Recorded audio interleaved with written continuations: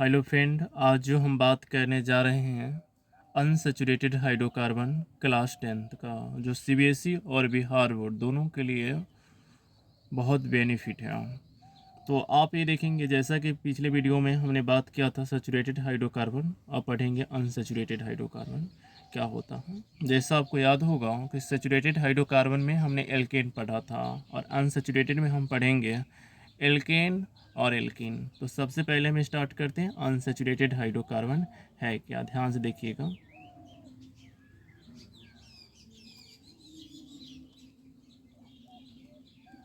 Unsaturated hydrocarbon, unsaturated hydrocarbon क्या होता है। तो फ्रेंड, आपको पता होगा या मैं बताया था पिछले वीडियो में, अनसैचुरेटेड हाइड्रोकार्बन वैसा हाइड्रोकार्बन को कहते हैं जिस कार्बन की चारों परमाणु संयोजकताएं द्विआबंध यानी डबल बॉन्ड और सिंगल बॉन्ड द्वारा जुड़ा होता है। तो आप देखोगे इसमें कार्बन कार्बन डबल बॉन्ड और कार्बन कार्बन ट्रिपल बॉन्ड। तो कार्बन कार्बन डबल बॉन्ड और कार्बन कार्बन डबल बॉन्ड ये है, कार्बन कार्बन ट्रिपल बॉन्ड ये है।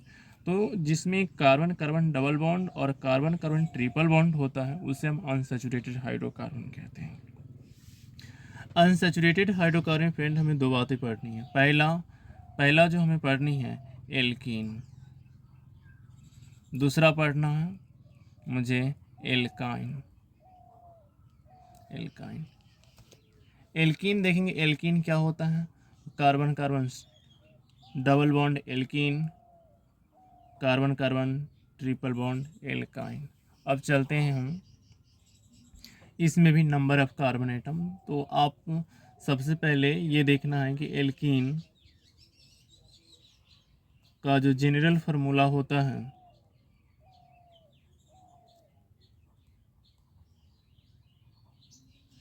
General formula of alkene is CnH2n and alkyne का जनरल फार्मूला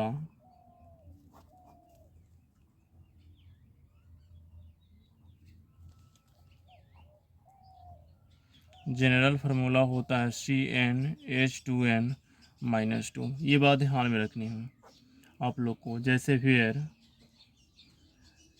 यहाँ देखेंगे N, देखिए 2 3 4 एक्टिविटी से। इसी तरह से हम यहाँ लिखेंगे फिर N इक्वल टू 2 3 4 एक्ट, इससे आगे तक आप लिख सकते हो। जैसे पहले मैं बात करता हूँ एल्कीन पे। एल्कीन, तो जैसा कि आपको पता है कि जब हम n का वैल्यू अगर हम n बराबर अगर 2 लेते हैं, यानी कि n बराबर 2, n इक्वल टू 2, अगर n का वैल्यू 2 अगर डालते हैं तो जनरल फार्मूला से, अगर जनरल फार्मूला अगर ये कहता है, तो अगर n का वैल्यू अगर हम 2 डालते हैं तो इसका फार्मूला बनेगा C into 2 into H into 2 into 2। तो फ्रेंड, अब यहाँ ये देखोगे C2 और H4 होता है। तो आप तो जानते हो कि एल्कीन तो आप 2 है तो इसका नाम हो जाएगा फ्रेंड, यूपीए का नाम होगा इसका एथीन। इसका यूपीए का नाम हो जाएगा एथीन। ये जो C2H4 जो निकल के आया इसको हम बोलते हैं friend molecular formula. Molecular formula इसका स्ट्रक्चर बनाते हैं, क्योंकि अभी मैं बताया हूँ आप लोग कि कार्बन कार्बन ये डबल बॉन्ड है। तो आप देखोगे कार्बन परमाणु जो होता है इसके बीच डबल बॉन्ड है। तो आप यहाँ देखोगे 1 2 3 4, तो इसका स्ट्रक्चर फार्मूला हो गया। इसको आप ऐसे भी लिख सकते हो फ्रेंड, इसको बोलते हैं स्ट्रक्चरल फार्मूला।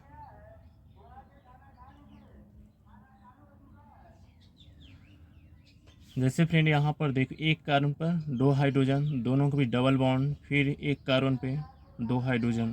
तो आप इसको ऐसे भी लिख सकते हो HC double bond CH, sorry यहाँ पे H2 CH2 ऐसे लिख सकते हो। ओके, अगर आप इनका वैल्यू अगर 3 लेते हो, व्हेन एन इक्वल टू 3, तो इसका यूपीए का नाम प्रोप से क्या हो जाएगा, एल्किन ग्रुप में, तो इसका नाम प्रोपिन हो जाएगा। प्रोपिन होगा और 3 लेंगे तो जैसे यहाँ पे C2H4 निकल करके आया, अगर 2 अगर 3 लेते हैं तो C3H6 हो जाएगा इसका मॉलिकुलर फार्मूला फ्रेंड।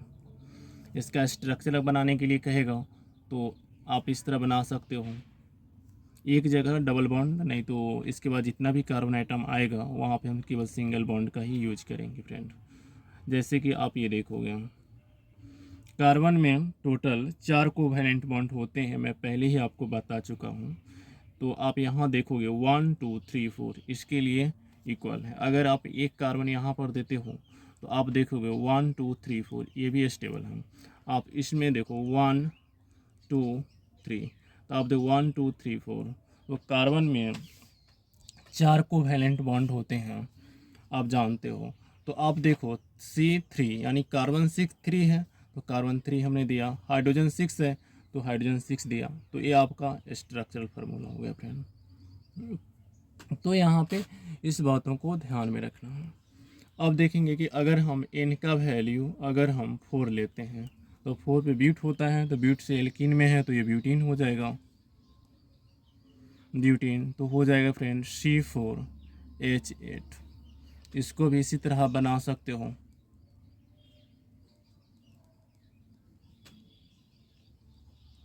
यहाँ पर 2 carbon double bond single bond, उसके बाद आप सिंगल बॉन्ड दे सकते हो। इसको फ्रेंड ऐसे लिख सकते हो, एक कार्बन पे 2 हाइड्रोजन है तो H2C डबल बॉन्ड है, आप यहाँ पे डबल बॉन्ड दे सकते हो। फिर आप देखोगे CH, यहाँ पर CH लिख सकते हो, सिंगल बॉन्ड है तो आप यहाँ सिंगल बॉन्ड दे सकते हो। फिर आप यहाँ देखोगे C और H2 हैं तो आप लिख सकते हो CH2 एंड CH3। इस प्रकार आप रेशनल फार्मूला आप इसे बोल सकते हो, स्ट्रक्चर फार्मूला यानी मॉलिकुलर फार्मूला हो गया। फ्रेंड आप एक बात यहाँ ये ध्यान रखना कि कभी एग्जाम में ऐसे क्वेश्चन पूछे जाते हैं, जैसे कि आपसे पूछा जाएगा, अभी मैंने पढ़ा प्रोपिन, दिस इज प्रोपिन। अगर आपको ये कहा जाए प्रोपिन में कितने कोवैलेंट बॉन्ड होते हैं, जैसा कि आप जानते हो कार्बन में 4 कोवैलेंट बॉन्ड होते हैं। अगर आपसे अगर कोई पूछे कि प्रोपिन में कितने कोवैलेंट बॉन्ड होते हैं तो आप इसे काउंट करना कितना बॉन्ड है, 1 2 3 4 5 6 7 8 9, तो प्रोपिन में 9 कोवैलेंट बॉन्ड होते हैं। इस बात को आप ध्यान में रखना, वैलेंट बॉन्ड। उसी प्रकार ब्यूटीन में पेंटीन में कहें तो आप ऐसे निकाल सकते हो। ओके फ्रेंड, अब बात करते हैं हम एल्काइन।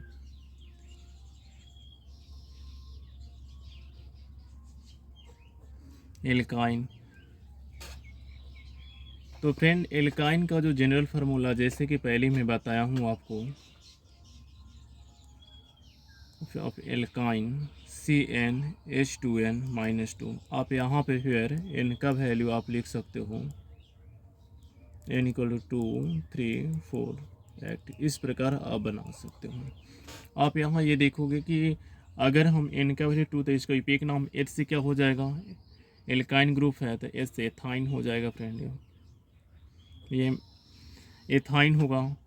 तो आप यूपीए का नाम इसका एथाइन हो जाएगा, तो इसका मॉलिकुलर फार्मूला क्या बनेगा, फार्मूला पे बैठाएंगे। अगर हम n का वैल्यू 2 अगर डालते हैं तो C/2 × H × 2 × 2 - 2, ये निकल कर के आता है फ्रेंड C2, और इस 2 × 2 = 4 - 2 = 2, C2H2।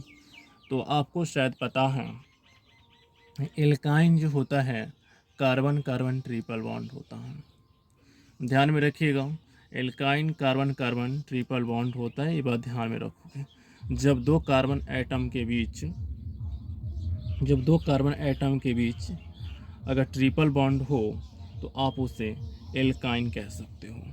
तो आप यहाँ ये देखिएगा, जैसा कि कार्बन कार्बन ट्रिपल बॉन्ड है, यहाँ पे देख रहे हैं आप से H2, तो एक हाइड्रोजन यहाँ आप लगाओगे, दूसरा हाइड्रोजन आप यहाँ लगाओगे, काउंट करो। जैसा कि मैंने अभी बताया है कि कार्बन में 4 कोवैलेंट बॉन्ड होते हैं। आप देखोगे 1 2 3 4 कार्बन के लिए, ठीक है, 1 2 3 4 इसके लिए है, तो आप कह सकते हो कि ये एथाइन का ये स्ट्रक्चरल फार्मूला हुआ।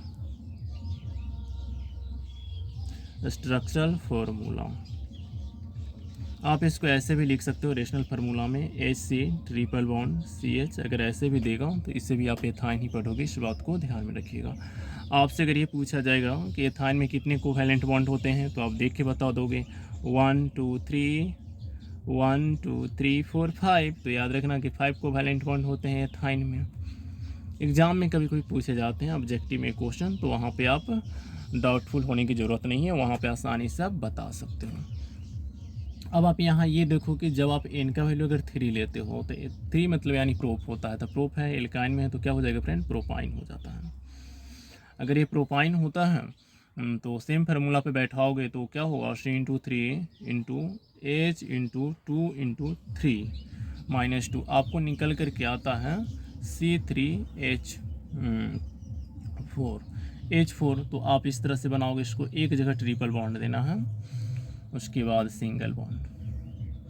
तो आप देखेंगे यहाँ पर मैं एक कार्बन यहाँ दिया तो काउंट कीजिएगा 1 2 3 4 स्टेबल है। अगर 1 2 3 4 ये कार्बन स्टेबल है, आप यहाँ पर CH3 लगा दीजिएगा।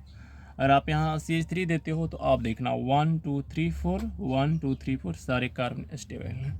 अगर इसमें अगर पूछा जाए कि प्रोपाइन में कितने कोवैलेंट बॉन्ड होते हैं तो 1 2 3 4 5 6 7 8, तो आप कहोगे क्या कि 8 कोवैलेंट बॉन्ड होते हैं प्रोपाइन में। ध्यान में रखिएगा सारी बातों को। आप ऐसे भी इसको लिख सकते हो HC≡C सिंगल बॉन्ड CH3, ऐसे भी दे सकते हो, इसको रेशनल फार्मूला बोल सकते हो। अगर हम n का वैल्यू अगर 4 लेते हैं, n का वैल्यू एक्चुअली हम अगर n का वैल्यू 4 लेते हैं तो सेम फार्मूला पे बैठा होगा, जैसे कि यहाँ पे मैंने बताया है C4H6 हो जाएगा, C4H6 हो जाएगा। C4H6 होगा तो आप इसका नाम ब्यूटाइन दे सकते हो, ब्यूटाइन दे सकते हो। आप इस ब्यूटाइन में देखोगे C4 है तो C4 मैंने H4 दे दिया। आप देखो एक कार्बन 1 2 3 4 इसके लिए क्लियर है। आप देखोगे 1 2 3 4 इसके लिए भी क्लियर है। आप देखोगे यहाँ एक हाइड्रोजन हम यहाँ देंगे, एक हाइड्रोजन यहाँ, तो काउंट कीजिएगा 1 2 3 4 क्लियर है, 1 2 3 4 क्लियर है। तो आप इसे कह सकते हो, इसमें पूछेगा कितने कोवैलेंट बॉन्ड होते थे, काउंट करके बता दोगे 1 2 3 4 5 6 7 8 9 10 11, तो ब्यूटाइल में 11 कोवैलेंट बॉन्ड होते हैं। तो याद रखना कोवैलेंट बॉन्ड 11 कोवैलेंट बॉन्ड होते हैं। इसको अगर आपको लिखने की तरीका है पूछेगा, आप इसको ऐसे लिख सकते हो HC≡CH2 सिंगल बॉन्ड CH3, आप ऐसे भी इसे बता सकते हो। तो दिस ब्यूटाइल, ये हुआ आपका अनसैचुरेटेड हाइड्रोकार्बन। आशा करता हूँ कि आप लोग को समझ में आई होगी, और आप इसको लाइक करें, शेयर करें, फ्रेंडों को बताएं, और जितना हो सके सब्सक्राइब करें। Thank you.